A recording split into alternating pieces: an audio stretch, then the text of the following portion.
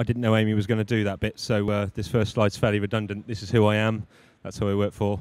And she didn't mention that bit. We're a Kent2Go Gold partner, which is a product that's probably fairly relevant to the personalisation conversation today. And as Amy said, our stand is just around the corner there. I think everybody knows that personalisation is a fairly hot topic in our industry at the current time. And I think the question quite a lot of people are asking themselves is whose party is everybody else going to?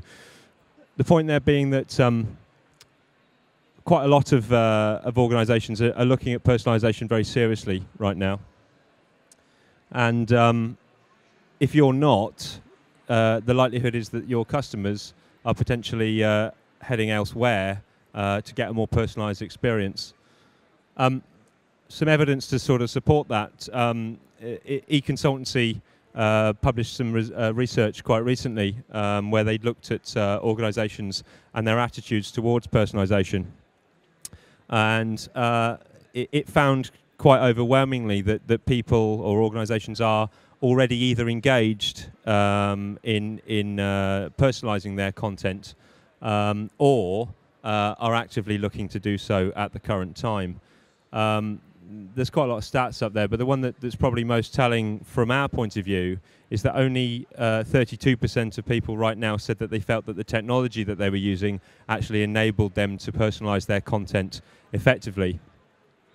That essentially means that nearly 70% of the market is struggling to find the right tool, the right technology. And we see that quite a lot in our industry. Quite a lot of people coming to us who've perhaps started to explore personalisation with the tools that they've been using and have ended up with a bit of a mishmash of technology all kind of strung together in the hope that it would actually deliver a personalised experience for their audience.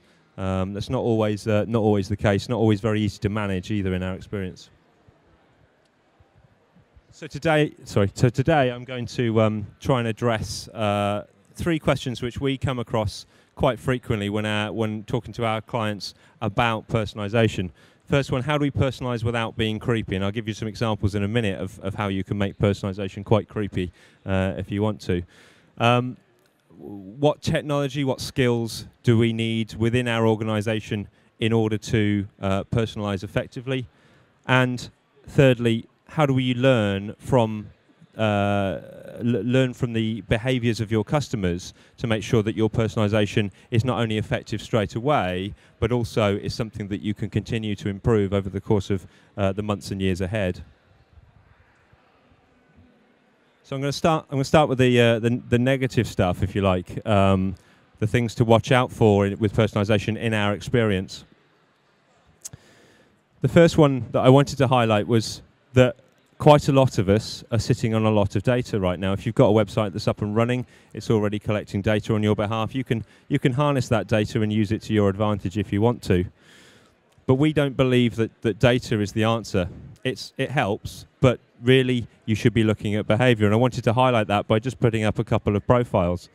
So the profile on the left, somebody that's born in '48, grew up in England, served in the forces, divorcee, remarried, 2 children. Paints a picture, but probably not the person that you were expecting from the description given. The behaviour of that person wouldn't necessarily relate to the data that you've got sitting in a database. Similarly, on the right-hand side, Ozzy Osbourne is successful in business, has won awards for his work, extremely wealthy, takes winter holidays in the Alps, likes dogs, but you wouldn't expect it to be Ozzy Osbourne from the information shown. So the point being that using data alone is not always the right way to work out how to personalise the content that you have on your website. Knowledge is power is a statement I hear quite a lot in our industry. We slightly refine that. Knowledge is power, but it can also be dangerous. And there's a case study behind this one, if some of you may have already heard of this. So Target in the US, a big organisation, their website collects lots of data, And if you're a customer of theirs, they will then market to you according to what you do on their website, what things you've perhaps bought or browsed. There was a story last year, I think it was, of a teenage girl whose father got absolutely irate when onto their doormat began dropping brochures and catalogues for baby goods. He started to complain to Target and said, "Why are you sending this to my teenage daughter? She's still at high school. It's not appropriate." Target didn't know how to respond, but his daughter piped up and broke the good news to him. They knew before he did. And it's a good example, really, of where if you are not careful about the data that you've got and the behaviours that you're seeing, and you don't gain permission from your customers to market to them, that things can go a little bit wrong. Same question here, really. Is there anybody here that would be prepared to answer that question in the affirmative? I wouldn't think so. You don't know me. You've only just met me.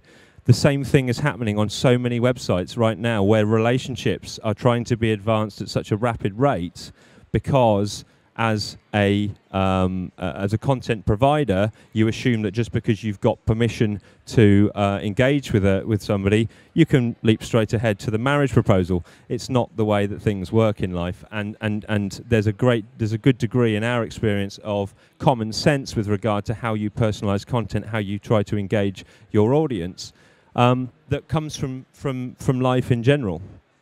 If you wouldn't do it in person, then don't assume that you should do it online. You sort of see it in emails. You know, people will be a lot more abrupt and aggressive in emails than they perhaps would be face to face. You've got to learn a little bit from that experience and personalize content accordingly.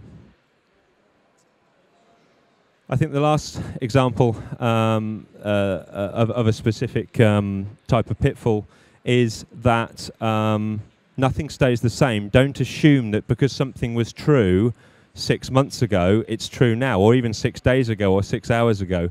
Continue to monitor the behaviors that you're seeing. So the example that I've put up here is for the Kennel Club's pet log. And what they have just under the details here of somebody's pet is a short statement that says, if your pet is no longer with you, then tell us, and we will therefore stop marketing to you. It's very simple, but it's a technique that quite a lot of websites are guilty of forgetting to consider, because they assume that by the time when you've gathered the data that says that an individual does this and does that and has this and has that, that will continue to be the case forever. It's not always the case. And I think the last thing I'd point out in terms of pitfalls is that the growing number of devices that we now all use is a factor that has to be considered.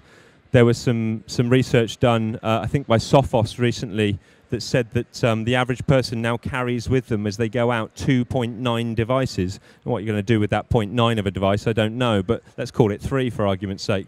3 devices carried with you that can connect to the internet and allow you to purchase and browse and so on and so forth.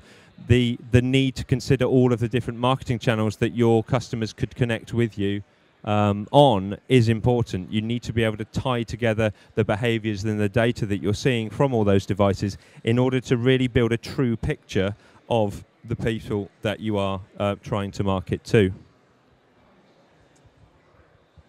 So those are some of the pitfalls. How do you get around that? How do you actually go on to try and deliver a truly personalized experience which adds value to the relationship with your customer? And I think the word value is a really important one in this context. If you don't add value from the point of view of your customer, you're not really doing what you're trying to set out to do with personalization. Things very quickly go from bad to worse in that instance. So I've just got a few simple techniques that we use on websites that we build. Some of this is common sense. It's not rocket science at all. And I think as the emergence of personalization and automated marketing has become something that our industry is becoming more receptive to. I think it's also been built up in many people's minds to be this great mystery of a thing that is very difficult to achieve. The reality is, if you've got the right tools and you've got the right people, then actually some of the things that you need to do are very straightforward. So I want to just present 4 or 5 different examples of that. I think the first piece of common sense is that we're here to help the customer. Everything that we do on a website should be trying to help them. The example that was given to me the other day is if you were a supermarket sales assistant and somebody walked up to you and said, "Can you tell me where the Heinz ketchup is?" You wouldn't vaguely wave them in the direction of 6 or 7 aisles and say it's over that way. A lot of websites are guilty of that. You know what people are looking for because they've searched for it prior to arriving. You've got that data. But what you actually get delivered in terms of an experience is just a big long list of products that could be sold. If you know what the customer is looking for, then give them what they're looking for.